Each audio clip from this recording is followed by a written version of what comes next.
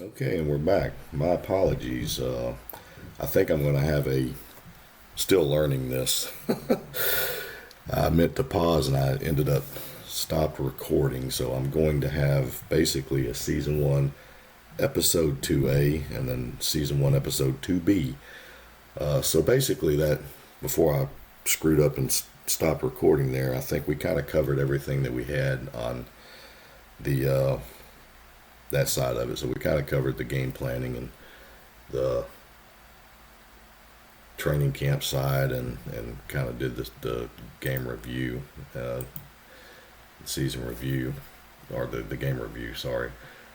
Now I think basically we'll go through and cover and look at some recruiting and kind of what we have there. And got some interesting things, but one thing before we do that, I do want to sit there and go through what I had mentioned earlier on the morale issue that I kind of had with the two guys that I talked about, and they were kind of key starters for me, and I saw their morale was low, and so I kind of went through and looked at the key points that I kind of had with that was when you go through and you kind of do the coach, the on the bio, I think it, or the socials. Yeah, you have like two week coach talks. You can kind of encourage and things of that nature. So I took Sylvester McCants and I took Andy Havens, the tight end, and kind of didn't criticize. I think I encouraged, and the one thing it did on Sylvester McCants is it boosted his morale rating into the 90s. It really took a major impact and had a significant positive impact on him. And then with Andy Havens, it just went the opposite direction. Basically, he ended up dropping to like a 40 or something like that. So I'm not sure what that's going to do. It'll be interesting to see what it does in the Troy game. So I may end up probably targeting Crawley, the other tight end, a little bit more, shifting them around a little bit, and maybe targeting Crawley a little bit more than Havens, just to kind of see if I can get Havens' feet back under him and get his head right a little bit. But McCants actually, it really boosted his significantly to a good place. So going to recruiting, this is going to be interesting. There was nothing really earth shattering that really changed any. I'm not dropping anybody off the board yet. I think it's heading in that direction, but I'm not dropping anybody yet. I'm going to kind of keep things where they are.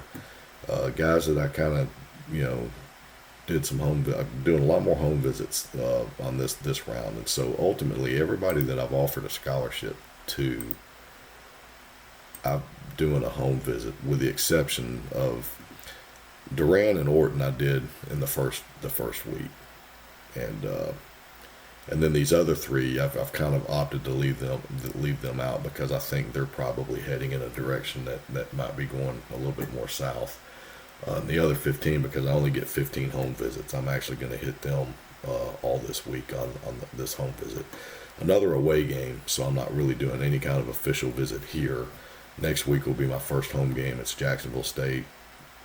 Should be a win, so I'm going to probably load up. Again, loading up for me is not 25 guys in a week. I can't afford that, but I think ultimately I'm going to tone it to a point where I'm going to try and target at least 5 guys to come in on that game. Hopefully, get a good win and some good positive impact from guys. After I get past this game and I kind of see where the interest falls and lays, and kind of what changes. Right now, even on all these scholarship offers I have, I've got everybody with some interest. I've only got 3 guys with mild interest. It's not earth shattering at all. But I kind of have these same 20 guys on the contact and same 20 guys on the phone list. Outside of that, without being the offers, I've kind of still have some other phone offers to guys that really aren't offered scholarship yet. Like Colton Browning. Guys that I'm really kind of looking at that still could fill the need and everything. But going down the list on looking at some of these top guys, I'm starting to kind of get a feel. So for example, Caleb Orton. This is the Hail Mary that I'm throwing for the tight end I'm wanting to get. It's starting to shed a little bit more light on this. So I'm getting some hits on some of my talking points that I did, and I went through and adjusted some of these talking points, to go into the next week after the Troy game, trying to continue to hit on him. But he's a hometown boy from Decatur, Alabama, but he doesn't give two rats' butts about playing close to home. And so that's not a good thing for me.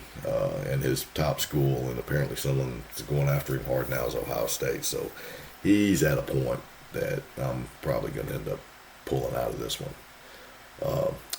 Not going to do it this week. I'm going to wait and get past the Troy game and see what kind of happens next week. But I highly suspect I'll probably be dropping him off the board probably next week. The other thing that really kind of comes out on all these offers too is like a lot of these scholarship offers. If I kind of go down the list on everybody that I've offered, and I'm looking at the report, and I can kind of go through some of the recruit opinions. We've only got an offer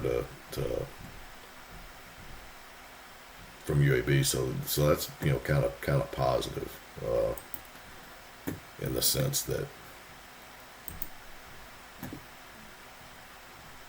Let's see, Kaiser only at the end. So a lot of these guys still only have single offers, and they're really from me. I think I'll see that on this side of the screen. So anybody that I have an offer to. So Angelo McGrew, this is the other kid that's probably going to get dropped. He's the one that's local from Alabaster, but Air Force and Colorado State, oddly enough, two Colorado schools going after this Alabama kid. He does value playing close to home. And he values his playing time, and I think he probably would get it out of the gate. I don't know that he'd start, but he could be nickel or something like that. Possibly, I don't know, but he's another one that may end up dropping out of the race for me. And Kelvin Camp, I did get some information here. For whatever reason, last time I didn't have the scouting attributes, but I really kind of thought that they would be pretty good. And run blocking, not so good. Pass blocking, don't really care about. Everything else is B's.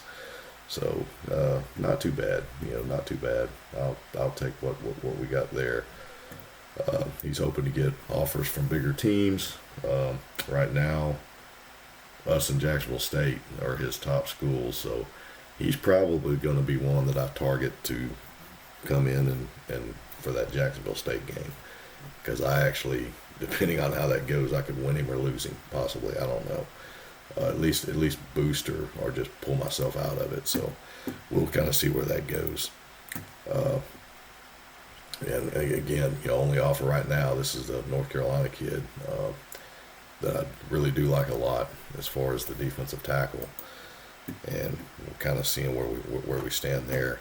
I didn't really add anybody new to the board. I still have the same 100 targets that I've had initially.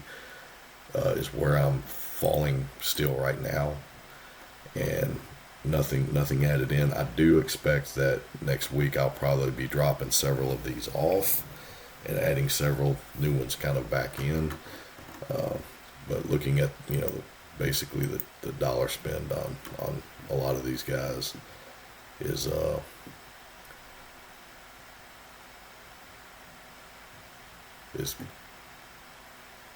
not significant, but I mean ultimately I still kind of have another week to kind of go through to populate some of this stuff. I've not made any promises yet, but I think it ultimately at a point I think that might be one last thing that I do with Orton is maybe promise him, not, I don't know, probably could do starter, but at least promise playing time for him if that's something that's kind of significant for him, because I think he does value playing time pretty good. And I have 2 talking points on it and got a couple hits on it, so that might be something that's pretty important to him. But I just don't know that I can compete with Ohio State. The only way I could is maybe if they're kind of stacked with at that position, and maybe he's not going to get a lot of playing time. I don't know. We'll kind of see where that goes. But I did go through, and some of the guys that I was, I think last time I had 14 offers in. I think now I've got all 20 offers. So there's several of the guys that I was kind of thinking about offering last time. Aroldis Wright was one of them. I didn't have him offered last time. I went ahead and kind of threw that in there to get him. This Tervalis Kaiser is one I've added. Rishanti Lanier, I went ahead and went with him over Earl Rath. Felt like he might have been the better choice. Deegan Salmon, added him. Another one that I kind of put in. I went ahead and offered Kenton Saunders. That running back side, that was one that I really just still kind of torn on that one, because I do kind of like this Jaquan Ambrose. The only thing about him I just really don't like is now I will say last time when I looked, his hands were a C or a D, and it does look like they've shifted to a C now. So that's a little bit better. So that's promising that's kind of pulled in. So that makes him a lot more appealing too. So, but he's still kind of, I'm not sure. The big thing too that he has over Kenton Saunders is the F rating on his intelligence, and Jaquan's is a B plus. I think I might have to significantly really kind of look at that, but we'll kind of see how Kenton responds. If it's not really favorable, I might end up pulling early on that one and shifting and going with Jaquan Ambrose on that one. And outside of that, I mean, there's not really a lot more changes really on the on that side of it. So we will kind of see what that brings us, and it kind of gets us up to UAB Troy. We've got some pretty decent games this week, I think. Looking at the top 20, they've got Texas and Auburn. Auburn having dropped their first game, still in the top 25. But they won't be after next week, I don't think. I think ultimately Texas is probably going to drop them out of it. Outside of that, there's really not any other big games. I think you have Florida-Utah that's a top 20 matchup. There's really no other ones. If we go into the Conference USA, Tulane's got their hands full. Memphis has their hands full. East Carolina has their hands full.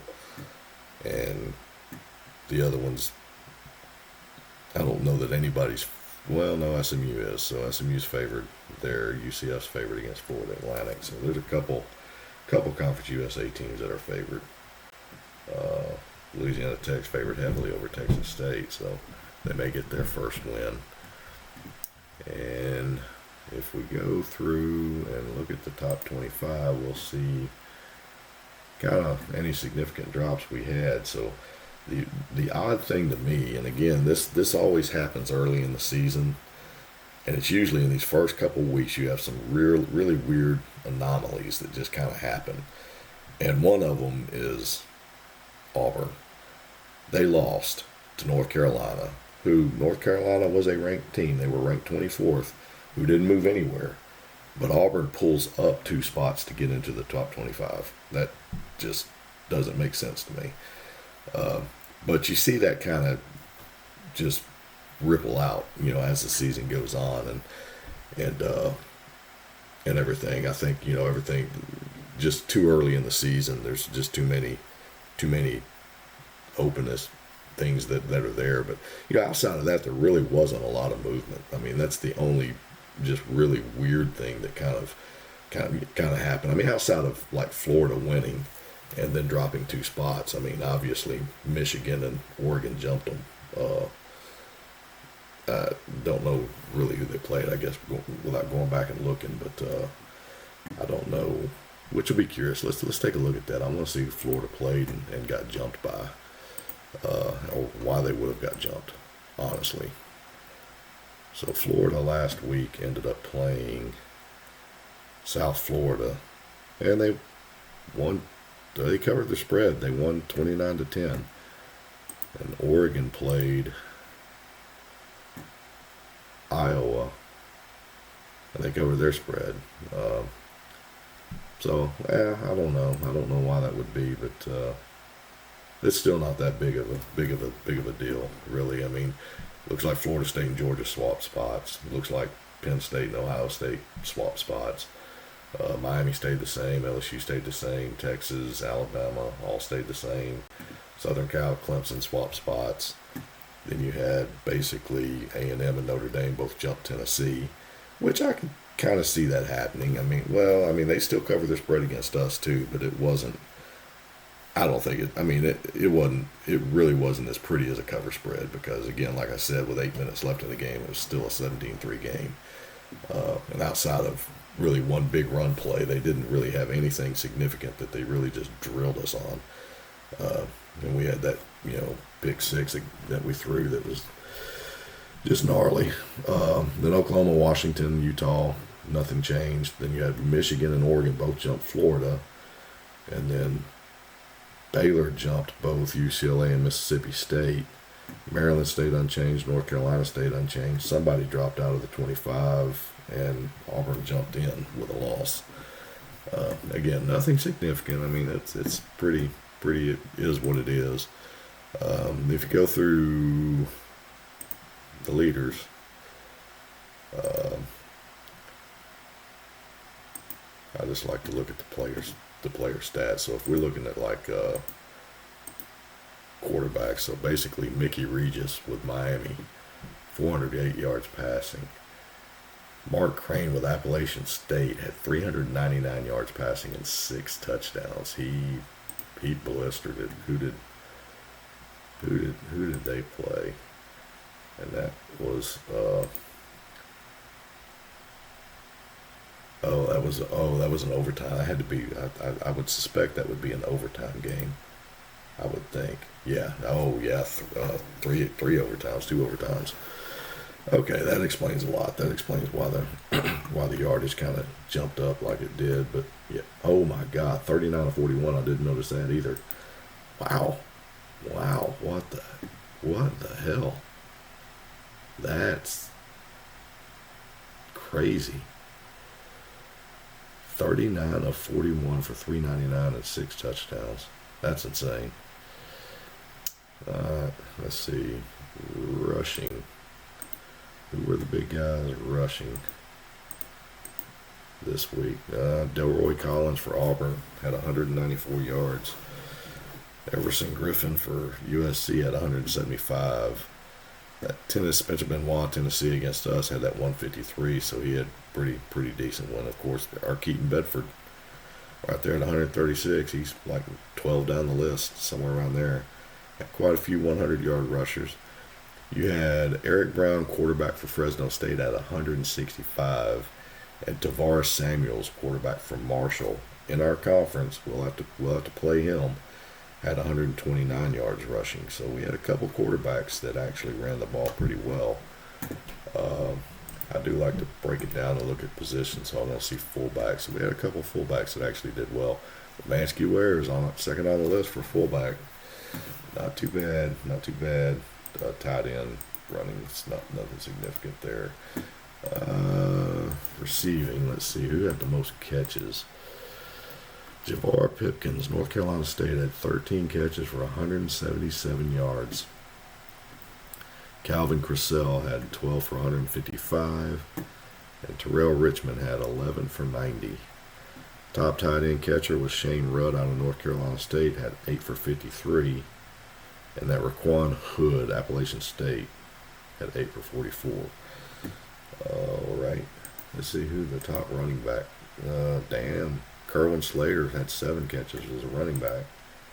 And then fullback, we had Terrence Frederick, where A&M had a couple guys. Ferdy Wiggins had 6 as well. And our guy, of course, had those 3 for 30, so he didn't do too bad. Going down and looking at defense, who was the top tackle dude? It's got to be that Odom. Has to be for Tennessee. He's got to be up there somewhere. He's up there, 14. Still had about 4 guys had more. And interceptions, what do we have there? Wow. Denard Danielson had 3 picks.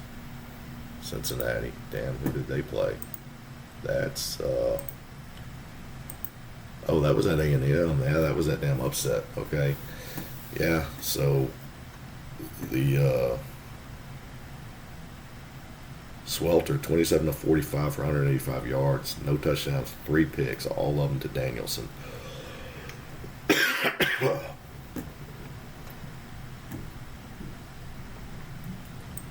All right. And then sacks. Byron Newberry had 3. That was one thing I wanted to look at too, was the team stats for sacks, because I think I remember seeing significantly where a couple teams just blew it out of the water. Yeah. Washington and had 14 sacks. Indiana had 12. Fresno State had 11, and Louisiana Tech had 10. Washington had 14 sacks against TCU.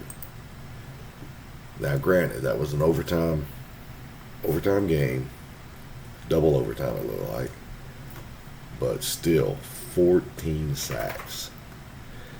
And the thing about it is, if you look, 1, 2, 3, 4, 5, 6, 7, 8, 9 different guys got to him. Newberry had 3. A couple of them had 2, and all the rest had 1. So they were coming at him from everywhere. And they were pretty one-sided too. So 10 of 24 for 269, a lot of yards for 10 completions.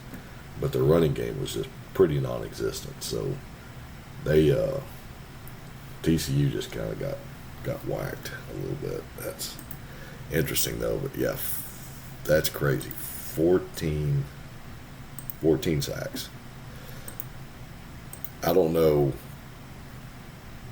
I know for the last 3 years and the last 3 versions, when I go through these, I tend to do a week-to-week look and kind of look at the stats.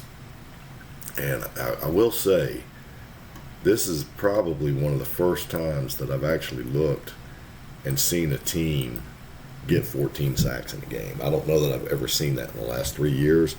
And I will tell you, I don't think that I've ever seen 4 teams in the same week get 10 plus sacks. And then you've got 1 with 9 and 2 with 8 and a couple with 7.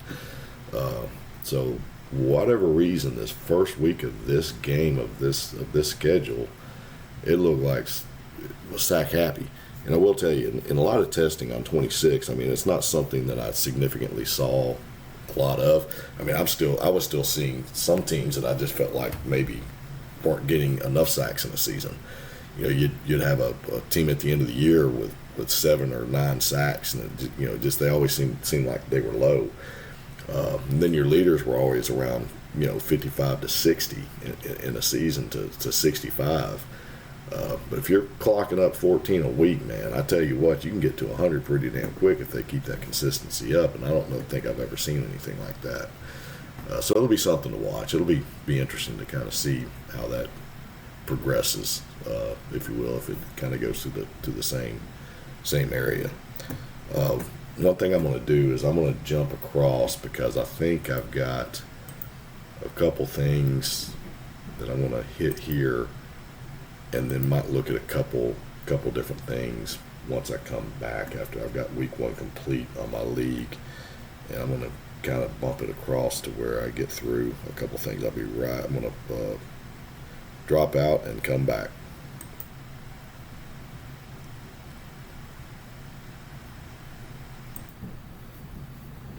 All right, guys, I am back, and just wanted to, before closing out, run through and kind of look at some depth chart stuff. I know I've got a few injuries. You know, I've got Antonio Bates, who I think is questionable with a broken finger. Probably going to need to move him around. So I don't really have him in the pass, as high on the pass package chart. But I do need to probably shift him down off the run. So I'm probably going to end up jumping. Probably going to need to move. I hate to do that. A broken finger, though, is questionable.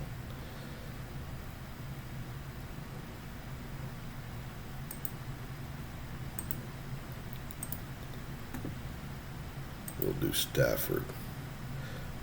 Now, I will tell you one thing. I will show you that I do, and I'm not really sure.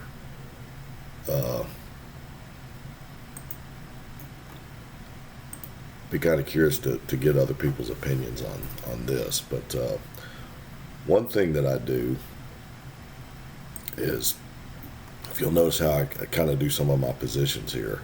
For example, like receivers, not really good, because I know you want particular guys and things like that kind of in the slot and stuff in certain situations, and depending on how they run block. But like tight end, for example, if I'm in a single tight end set, it's going to be Crawley. If I'm in a two tight end set on the run, it's going to be Crawley and Havens.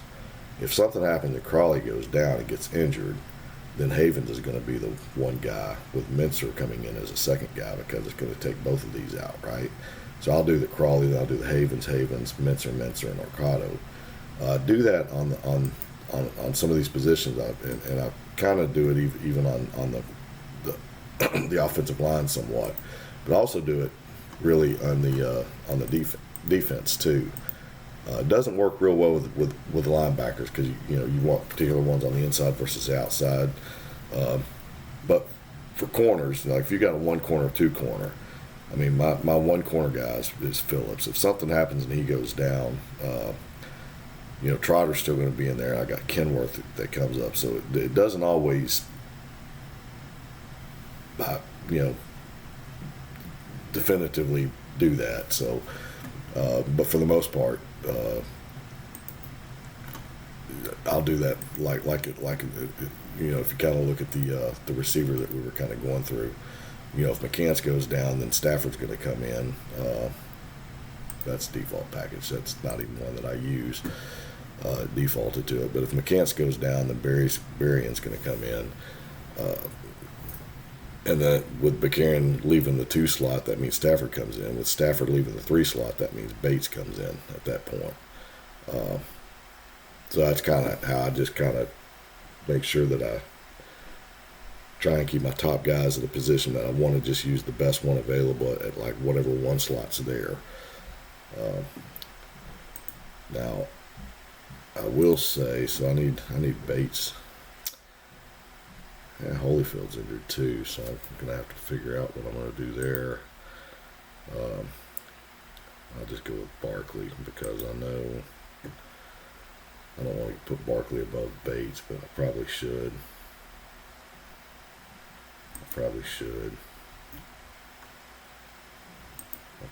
I will. I'll put Barkley there. And then if I'm getting all the way down to having to put Bates in, then I've got bigger issues, I think. But that should cover me for the most part there. Everything else is good. I'm leaving Newton as at left. I mean, if I look at my tackles, I mean, I'm not just overly freaking outstanding at tackle. I mean, I need better guys. Run blocking and pass blocking, it's just not phenomenal. Guards, I'm a little better. At least on the pass blocking side, it's still not significant. I mean, Wright and Bam's, probably my best 2. Well, I got Blair down there at 92.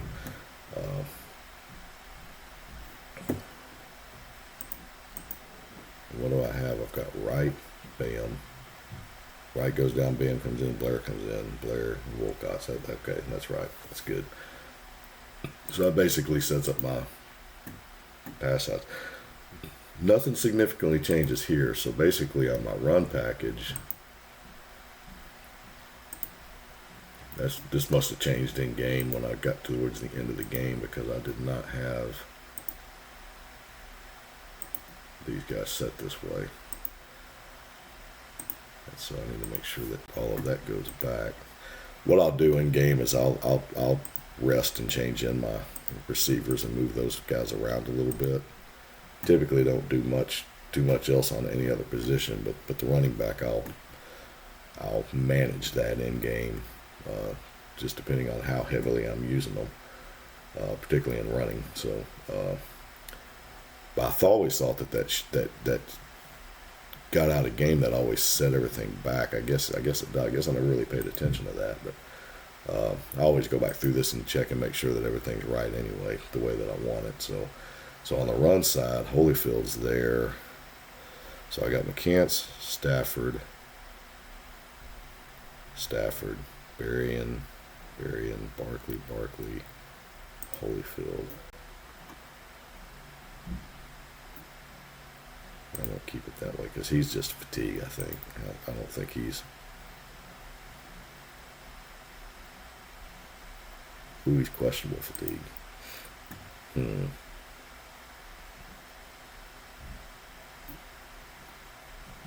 I'll go back with Bates on that one even. Alright. So you'll notice on the run and the pass, my tight ends shift out. So I've got Crawley's a better blocker. So if only the single tight end set, I've got Crawley in there.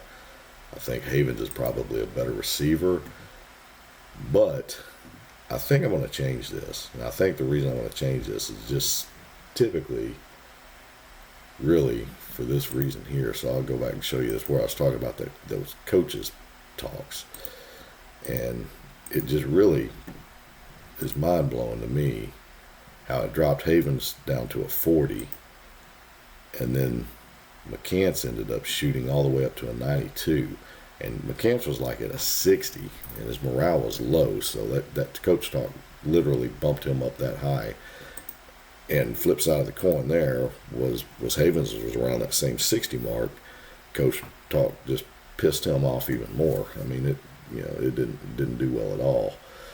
So I don't know. I'm not sure if I do that, if it's just going to piss him off even more. But I run a lot of two tight ends, so he's still going to get a lot of playing time. But I mean, Crawley's just about as good. Let me just go back and review something here. And Mincer and Ricardo. So let's take a look at tight ends. So they're both in the 70s at speed, and they're both in the 70s at hands. Definitely Crawley's a better run blocker.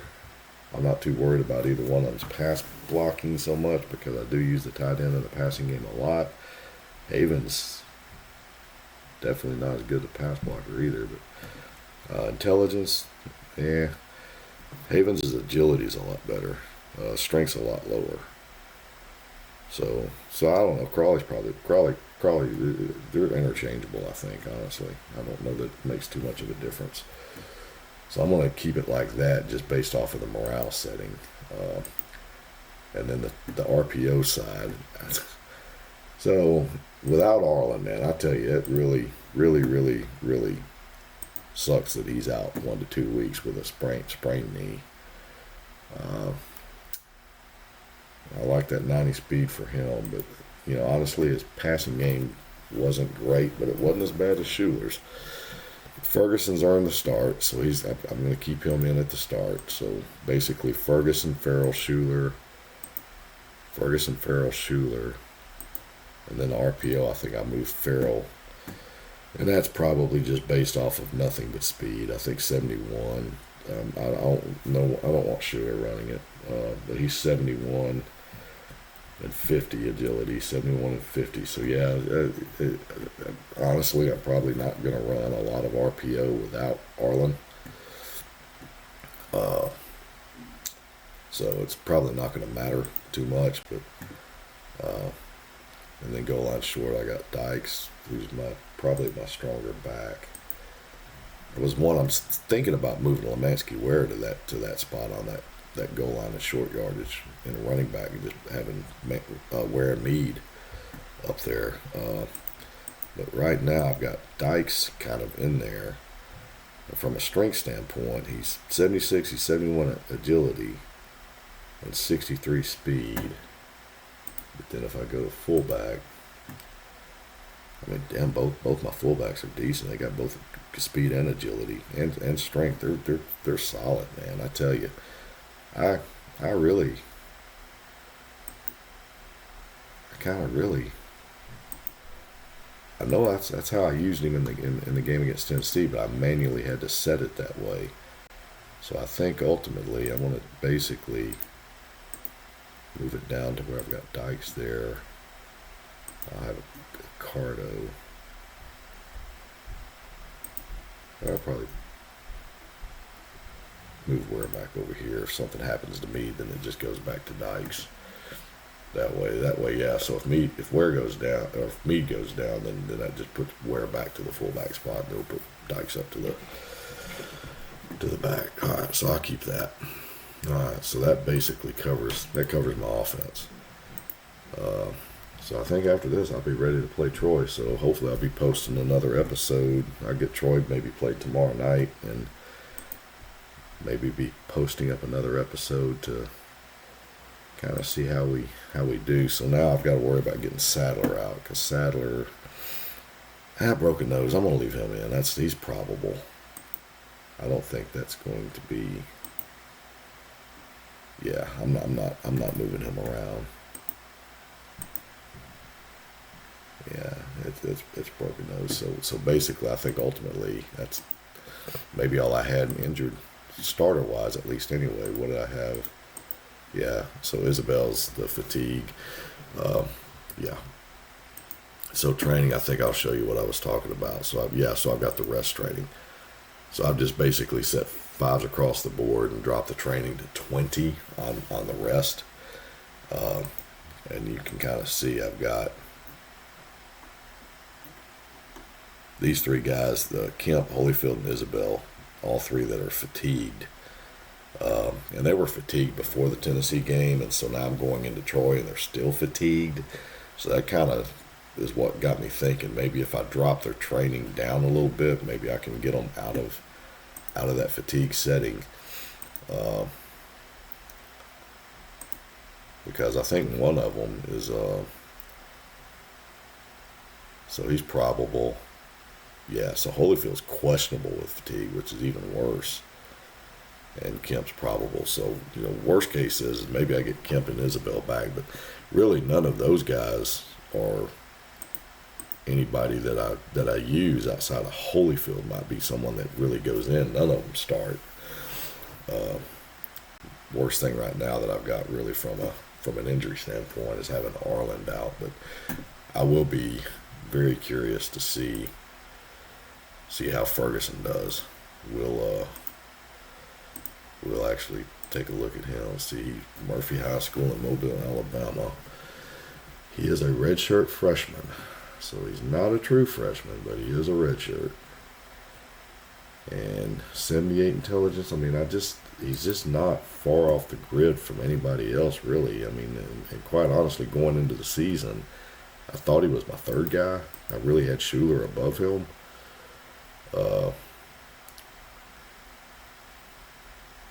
He's the least agile, but him and Farrell's got the strongest arms. Shit, he's second in intelligence to Schuler, but Schuler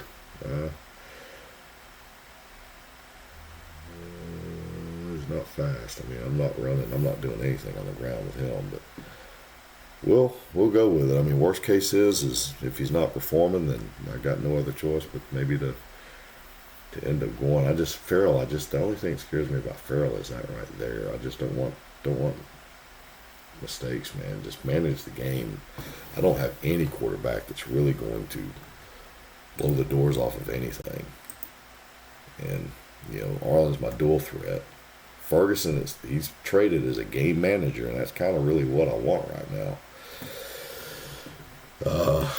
Definitely, specific passes at specific times, but I'm just going to try and just run the ball and run the ball and run the ball and open up the passing game in certain situations, but definitely try and develop the running game right out of the gate and kind of see where that goes. But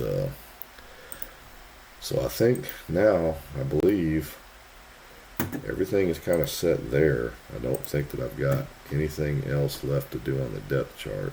So kind of did those and kind of got that. And right now, there's not really a lot of changing on the play calling or the game planning for me because there's no history on Troy. This is their first game. I don't have anything to really go back on and look at. And anything that they have, I mean, just from a play analysis piece, all I've got here is my Tennessee game. I mean, I have nothing for Troy. I mean, Troy's not going to give me anything. So even if I go back and look at the opponent, there's nothing there. So I really just have to kind of look at their roster and in my head just kind of come up with what I feel like I need to do and just kind of play it off the cuff as I get through the game. I know what I want to do just basically looking at their roster, and I will kind of see. Let's go take a look at them real quick. We'll go to Troy. And, if I look at the quarterback, I mean, their guys are better than my guys. I mean, a couple guys with really strong arms. A couple guys are really damn smart. I mean, I think having damn 93 intelligence is like, wow. Accuracy, I mean, the guy that they're starting is, I don't know who they're starting.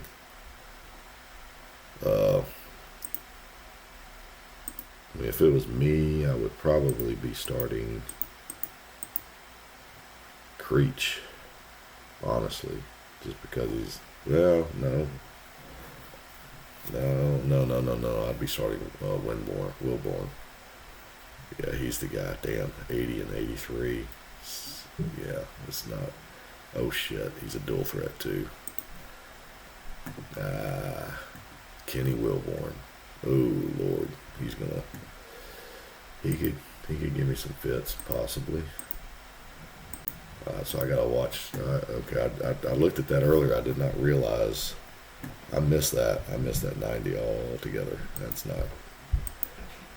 And dang, the bad thing is damn, he's 90 like Arlen, but he's way better in arm and intelligence. But the damn overalls really aren't a big difference. His skill level's not great, but what is he, a junior? Wow, that's okay. Gotta watch that. Let's see, running backs. A couple seniors. Probably their best guy, I guess, is this Hawkins kid. He's Jeremy Hawkins, probably going to be the guy. Fullback I'm not too concerned with. They're like us on tight end, but they're going to go the good run blocking. Both of them are decent. Both of them good receivers, not really fast. Wide receivers, let's see what we got here. This is probably their weaker spot, I guess. So you got Chad Burkhalter, Chris Burkhalter, 94 speed. 94 speed. He's probably going to be their return guy too. What do I have here? Damn, he's 6'4" too. He's a big receiver. Out of Gunnersville. Alright, so nothing spectacular there, but now if I go to center, looking at probably Lindsey Tucker. Well, no, I mean, look at this guy. He's just not nearly as strong. Felton Payton. Not nearly as strong, but his run blocking and pass blocking is much better. And then guards. I I've got to watch the run game. So nothing, they're not as good run blocking here, but they got good inside pass blocking on the guard side. Good strength. Damn, this Brandon kid. Who's that? Brian Brandon. Tackle. Tackles. Okay, this is where 90 and 89. Ah, dang, they're good. Fast quarterback. Outside run blocking. They're going to eat my ass alive on the outside. Larshell Marjoram. Hoover kid. What's the speed? 39. That's okay. That makes me feel a little better. Still, though, that's going to be brutal. 45. So they're not fast. Alright, now let's see what they got on the outside here. Good. Not too much on the outside. That's good for me to try and Bedford can get outside. That's good. That's good. Alright, see what they're good inside. Inside, I might have a little more time running inside. Let's see what their strength and tackles are. Yeah, there's going to be a little bit harder. I definitely probably need to go outside more, at least look outside more. And linebackers. Fuller's pretty decent. Cortland Fuller. From Wetumpka. See what their secondary's got. They got good corners. Couple good corners. Not fast though. Alright, they're not fast. They're not overly bright. Okay.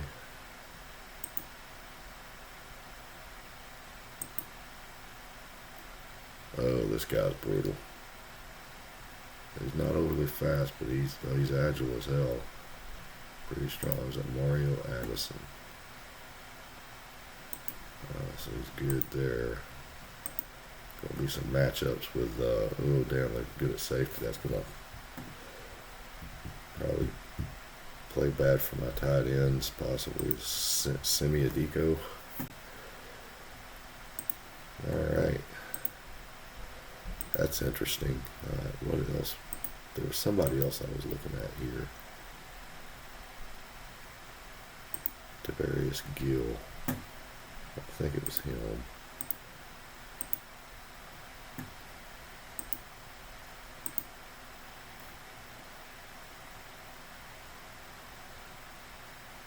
PA tackle. That's Kenoris Davis. Okay. Chigozie Nwekpo.